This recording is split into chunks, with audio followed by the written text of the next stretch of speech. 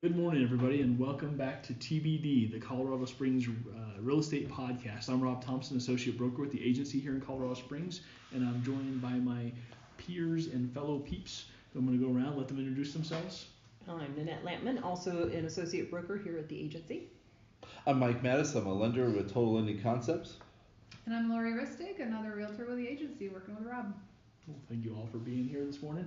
Let's start off with our local business spotlight. Mike, I think you had one. I do, yes. Yeah. A new establishment opened up this last weekend. It's a soft open. It's called Trail End Tap Room, and it's located on 30th and Colorado.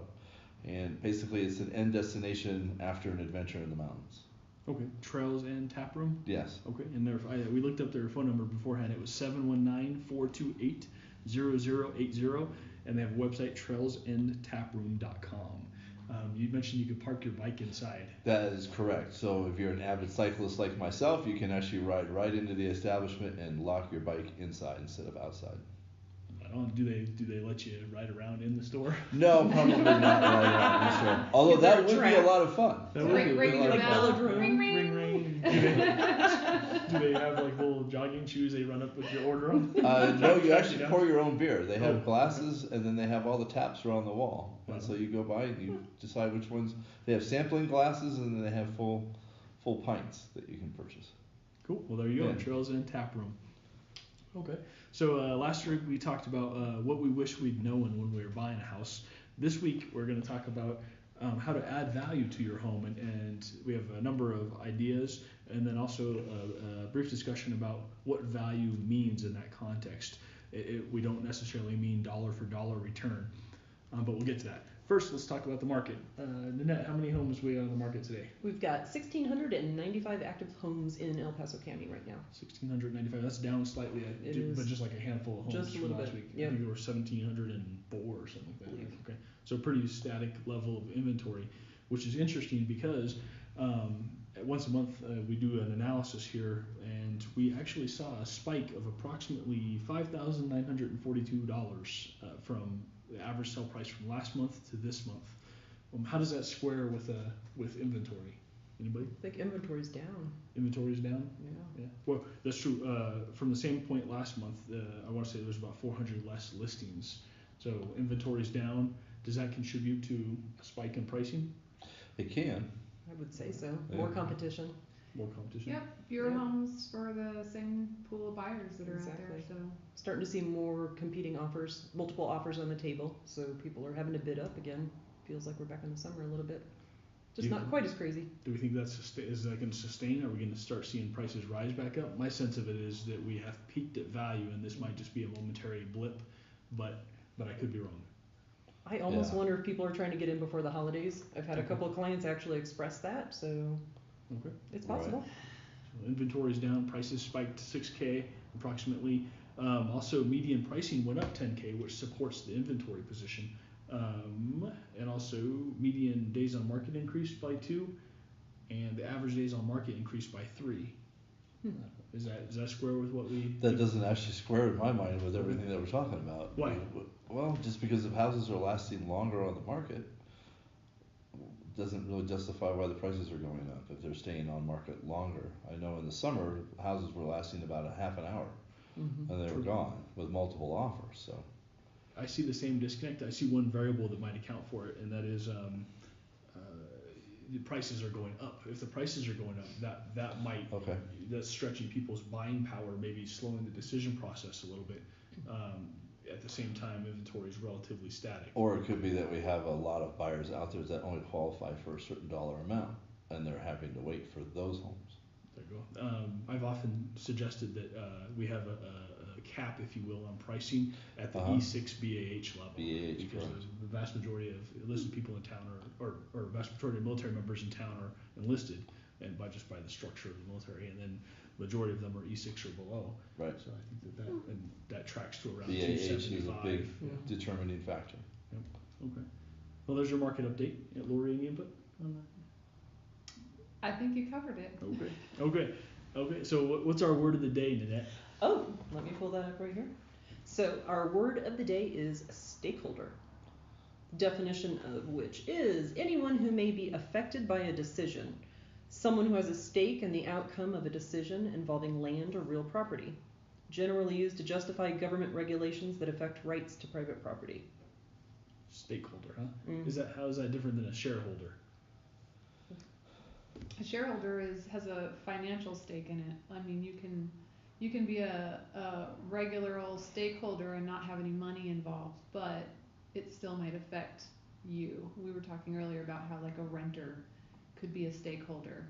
You may have a rental and you're living in a rental property, and then it gets sold. You're not the person that's involved with the transaction or the money that is being moved, but it might in the future end up being your lease is ended and you have to move out, or your rent goes up or something like that with your new landlord. So you can be a stakeholder without being a shareholder.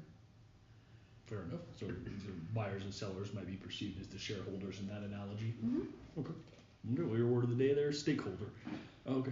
So this week's content is going to be what ways to add value to your home, and we have a laundry list of items that we'll just kind of go around the table and discuss. Mike, what do you think is the first way to add value to your home, or one way to add value? Well, to we your were home? discussing that earlier, and additions of bathrooms or major upgrades. I was reading online this week too. Granite hard tops, people seem to like those, and those could help you sell your home faster, and or maybe actually add dollar for dollar value to your home. Maybe. Okay. Maybe depends on neighborhood. As Laura was saying earlier in our discussion, if you're in a $500,000 neighborhood, then you probably will get your dollar for dollar, maybe even a little bit more, versus being in a $200,000 neighborhood. So we have to be careful about overbuilding for the neighborhood. Correct. Okay. So you mentioned bathrooms. Do you think adding or rehabbing a bathroom, does that add value? Well, no, because we discussed that earlier, and you said that it was probably maybe a dollar for dollar, but not an additional amount on the sales price itself. Yeah, my perception of it, and I could be wrong, but my perception of it is that if you go put new floors in a bathroom, you're not going to get a dollar for dollar return. If you add space to the bathroom or add square footage to a house, Sure. that can do it. Add toilets. What are some other things we think add value? So curb appeal and neighborhood.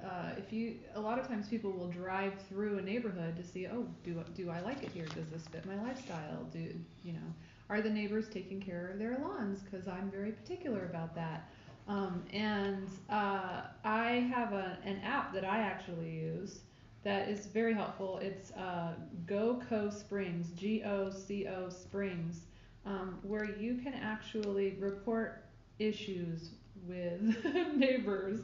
Like if you have that one neighbor whose weeds are, up to your armpits, you can put a report in. I mean, the city doesn't always, check that stuff, and they don't know whose weeds are growing high or what. So unless somebody lets them know, they don't know to put a notice on the door. And we were talking earlier and how when you purchase a house, you're kind of signing an unwritten social contract where you're saying, yes, I own this house, but the exterior of that house and what it looks like is going to affect all my neighbors and what their home values are. And so this is why rules are on the books with the city of you cannot have your weeds growing a certain height. I mean, there are laws in the books, and some neighborhoods even have covenants where everyone who moves into them agrees, whether you sign a piece of paper or not, by purchasing that house in that area, that you will upkeep and maintain the exterior of your home. And so when people aren't doing that, I mean, you can go knock on their door and ask them to, but most people don't want to do that. So you can use this app to report an issue. You can even take a photograph and send it to them. It's really great. And you can track it as well. And I've actually I've used it myself, both with when I had a listing and there were houses in the area that maybe, weeds or an old broken down car that had been sitting out front for 2 years or whatever, and the city will come by and put a little note on the door that they need to repair these items or they get ticketed. So Curb appeal. not everyone likes to do that, but I'm a big fan.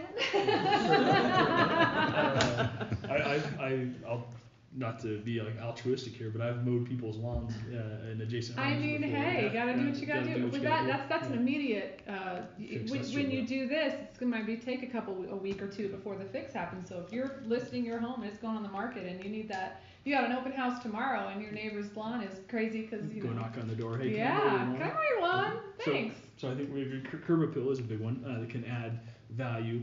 I don't know that it adds dollar for dollar value personally, but we'll talk about that. What are some other things? Well, large one I came up with that actually doesn't really cost anything is if you're going to list your home, clean it up. Get rid of the clutter, take personal items down, and do a really thorough cleaning. It's a real turnoff to a seller, or to a buyer, I'm sorry, to walk into a house that smells badly, or you walk into the bathroom and it's dirty. Mm-hmm. You know, they may not want the house even though it's a great house. So I think it's a good place to start. Some people just kind of seem to miss that. Dirty dishes in the sink. I mean, that kind of thing. And you don't necessarily smell your own house. Exactly, because you're used to living there. Nose blind, I think they call it. Exactly. But I think that, a segue into also staging. You can hire a professional stager, can add just appeal to the home, but you can kind of do it yourself as well. I think by decluttering and maybe getting rid of some big furniture that makes it seem crowded, that kind of thing. That would just add, maybe not dollar for dollar value, but you might sell more quickly. Which has its own way of adding value. Exactly. I walked into one house, there were literal dirty diapers in the foyer, and you could tell they were dirty. and I turned to my client. My client looked at me. They said, "Nope," and walked out the door. Yep. And I said, okay. I've gotten that response from So, a house where somebody smoked inside. Yep. And absolute no on them. Smoking They do not believe that you can get rid of the smell by painting and replacing carpet, and it's just a hard no. Smoking and pet smells. Well, Yeah. even if you, I think you can, but it's investment of thousands of dollars. It's a process. So I have a question as we're sitting here having this discussion. As a listing agent, how do you approach your seller? Use full candor. Hey, You have to. if you have a house that's been smoked in, hey, this is going to significantly detract affect from the value of your house. I was in one situation once where the seller said, "You must not want to list my house then," in response to that level of candor. And I said, on the contrary, I'd love to list your house. I want to also sell it. I just don't, and I also don't want you to be angry at me though when it doesn't sell or doesn't sell for the price that you wish it would because of these conditions. And the person told me, well, another agent said it'll sell for $15,000 more than you are. And I said, well, that is also above comps for the neighborhood for the square footage. So, thank you very much.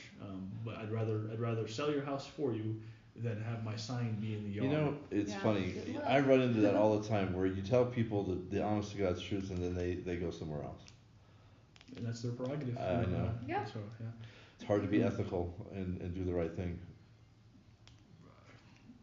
I would suggest that it can be difficult in terms of competition, but ultimately it's the only way to roll. Well, correct. That's the way I live my Agreed. life. It's disappointing sometimes. Yeah, that it can be. In that particular case, I did not get the listing, but I did watch it, and eventually it dropped the price down to where no joke, and it sold. So, Go figure. I'd rather have not had the listing if that. We parted ways amicably. Let's just say that. Right. Okay, and that was okay with me. Okay, so we talked about clean. We talked about staging as a potential. Talked about curb appeal, bathrooms. What about kitchens? Do kitchens add value? I think to they do. For me, it's the most important room in the house. Every house, even that I show, I'm not even going to live there, and I'm all about the kitchen. So maybe it's bias. Well, no, I agree. The kitchen sells the house. If it has an awesome kitchen, great. But the kitchen's also the most expensive thing to redo. True. So if you're talking about dollar for dollar, are you getting your money back? Probably not. Mm-hmm. However, is that house going to sell in a hot minute? Yeah, it's going to Yeah. sell fast if you have a good kitchen. True. Okay. I think it has to have a good garage too. It's funny you say that because when my husband and I moved here, and I said, okay, let's sit down and talk about what we want in a house, and he goes, an attached 2-car garage. I was like, okay, anything, and what's next? He's like, that's it. Have whatever you want. Right. But I am not scraping snow off my window. So a lot of people, it's a deal breaker. Right. For us, it was. So I found some cute houses that only had a 1-car or none at all. He was like, nope, don't care. We have a 2-car garage on our house, but it really only fits 1 car. And I bought an electric car that needs to be in the garage for charging purposes, right? And I did not realize how important that space was to my wife until I bought a 1-car or bought a electric car. And months later, it emerged how actually upset she was that I took her parking spot. So now the electric car sits outside on an extension cord. Compromise. You gotta do what you gotta do. Happy right? wife, happy life, right? There you go. So I would say one more thing that we've kind of hinted at here, adding square footage, in my opinion, is the best way to return actual dollar for dollar value, which leads into a bit of a discussion about what we mean when we say value. Some of the things we've talked about, kitchens, for example. Mhm. If you spend $30,000 to upgrade a kitchen, it might sell the house, but that doesn't necessarily mean that the appraiser is going to give you an extra $30,000 of value, so or of dollars for the return, right? So They'll actually deduct for aged kitchens, and they'll give you market value for kitchens that are in shape, okay, so that are up to date. So there is a compensating factor Yeah. there. Okay. Mm-hmm. Is that what they mean when they say backing out Mhm. of conditions? Correct. Okay. Yeah. So I agree that upgrading a kitchen can return dollar for dollar value if it's significantly dated. But if you go all out and you import Italian marble from Rome and the Vatican, then you're Blessed by the Pope, don't there you forget. go. Then you're not going to get a dollar for dollar return. But you might sell the house faster, Sure. which ultimately can return money to the seller's pocket. Such if they must sell, or Right. there's military town, right? So if they had a PCS, then and they're carrying that house, The time is up. then the time is Yeah. investment. But would I necessarily spend, or would you necessarily spend $15,000 to upgrade a kitchen to return 2 or 3 months worth of mortgage? Probably not. Maybe. Maybe, yeah. Depends on how big the mortgage is. Yeah, there you go. And how long you can afford to carry the house for. Right. I think we talked about it earlier. We mentioned not overbuilding for the neighborhood. Mhm. What does that mean, Lori? I mean, if you live in a neighborhood of 700 square foot, one and two bedroom homes, generally when you're valuing the home, you're looking at cost per square foot. So if you then put $60,000 in renovations into your home, you redo the kitchen, you redo the bath, you add a pergola, whatever, you're not necessarily going to see that back. But if you live in a neighborhood of $700,000 homes and you put $60,000 into it, chances are you're going to see it back. Mm-hmm. Because you can build it into, the square footage is so much higher that you can build it into the cost per square foot. Well said. Okay. So would anybody add anything else? It just made me think of, what about separate living space, like a mother-in-law apartment, or a little cottage in the back? I think that actually adds quite a bit of value. I think so. Because you can always rent it out I was going to say and that, help pay your especially mortgage. if it's a rental. It's a bit of a fail-safe. Yep. Even if you have a separate space in the house with a bed with its own bath, If it has a kitchenette and a bath in Mhm. it and can be and it has its own entry, I think that think really so. adds value because you can put a renter in there. Significant value. Yeah. Exactly. Yeah. My previous home that I just sold recently had the mother-in-law in the basement, and my mom actually lived in it for 9 years. Well, there you go. So it was There you perfect. Did she help offset your mortgage? No. But did she cook for you? Maybe, Once or twice a month, yeah. That might be a sore point. We'll just. Okay. Moving on. Okay, so I agree. Adding square footage, it's income producing. Yeah. Adds significant value. Okay. Agreed. Okay. Well, there you go. That's our little discussion about how to add value and the distinction between adding value in terms of resellability or speed of sale and versus dollar for dollar return. Our next segment is the Magic 8 Ball. The rates, and I actually bought one. Yeah, you can't see this, but Mike It's actually here. has an 8 ball for so the operative question that we ask our 8 ball every week is Can we hear it? is what our interest rate's going to do, and Mike is shaking the 8 ball. Shake it up. Here we go. Shaking the 8 ball. Drum roll. So here we go. Will rates go up? Is the question. Outlook good. So lock today. Okay. Lock it in. So outlook Lock your is load good as it today. is. Okay. That's good to know. I feel like this 8 ball is as accurate as guessing. Yes. Yeah. I mean, I people almost. have been guessing for the last year at least that rates are going to go up. Rates are going to go Right. up for sure this summer, and then it didn't happen. Yep. Maybe they, this is they their ticked method. up. They ticked up a We little just bit, but didn't then they know. went settled Right, right back and then down. you went right back down. Yeah. Exactly. And So- actually, last week was a little bit of a downtrend. We went from, I quoted 3.875 the week before. Last week I actually did a quote at 3.75, so an eighth of a point. change. Why the heck are interest rates so low? I don't know. I wish I could tell you. If It's- only the magic 8 ball it's was the- like We a could yes or speak no back thing, to it. right? If only. Well, there you have it. Not lending advice, not legal advice. The Magic magic 8 8 ball. ball Yes. says that the prognosis for the projection Lock for interest today. rates are locked today. Okay. Okay. And our last segment here is book or website recommendations. Does anybody have anything? I do. Yeah. Not really real estate related, but I Mhm. love Brain Pickings. It's a website. You can get a newsletter, and it comes to your email, or sometimes you'll see it on Facebook as well. So it reviews books, nonfiction type books, scientist, philosophy, poetry, essays, that kind of thing. Very insightful, just very well written, and empowering. I think it's all very positive. Brainpickings.com. Brainpickings.com. Okay. And you feel smart just for looking at it.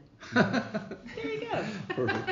What about you, Mike? You got I actually have a podcast that I'd like to recommend. It's on NPR and it's called How I Built This, and they interview owners of big business and ask them how they did it. Okay. Love Nice. NPR. Yep. What about you? I have an NPR podcast as well, and it is not at all related to real estate, but I always, every single episode, I learn something, and I feel like a genius. And that's Radio Lab, Oh. Okay. WNYC. And then I have a real estate one as well that I listen to, which is the NAR Center for Realtor Development. It's really more for realtors specifically, but I mean, if you're looking to buy or sell a house, there's info in there that could be relevant to you. So The book I'd recommend this week is kind of playing off Mike's podcast recommendation is Think and Grow Rich by Napoleon Hill. Great book. Yeah, it is. Great book. Yeah, And it was really good. The Secret. Mhm. Yep. The If you just follow it. if you Right. just It's follow- easy to read and hard to do.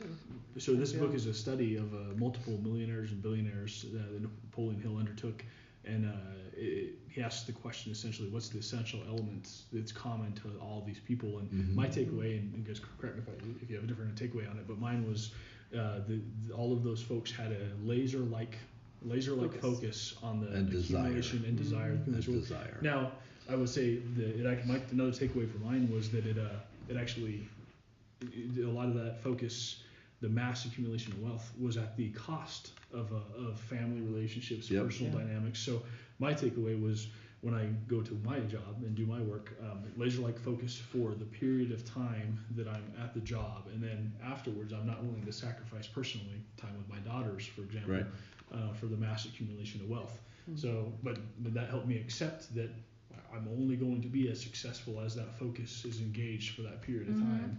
So that was my takeaway. But Trade-offs. Great trade-offs. Yeah. Yep. Great book, and it helped square for me some personal objectives. But anyway, I try to live by that, but that's hard when you're a realtor and someone's calling you at dinner time and It you're is. like, sorry, I have to take this. yeah, it is. Well, and here's a great example of that exact trade-off. I got a Zillow rec call, Mhm. and if you don't know, when these calls come in, it says from Zillow, and so you know it's somebody looking to buy a house from Zillow as a referral. So I get the call. It was ringing. I looked up at my wife, who was looking at me, and Answer it we were and eating die. dinner, right? And so I said, and I hit decline and said, I'll have to return that call after dinner. 37 minutes later, I called back, and the person actually said to me, and this is their prerogative, but they said to me, "You were too slow. I called another agent." I said, "Okay, have a great day, and good luck on your house purchase." So, Bummer, but yeah, worth it. Yeah. I mean, you have to draw the line somewhere. And sometimes, yeah. You know? Okay, Yep. well, this has been the third episode of TBD, the Colorado Springs Real Estate Podcast. And we'll look forward to talking to you next week. Thank you very much. Bye. Bye. Bye.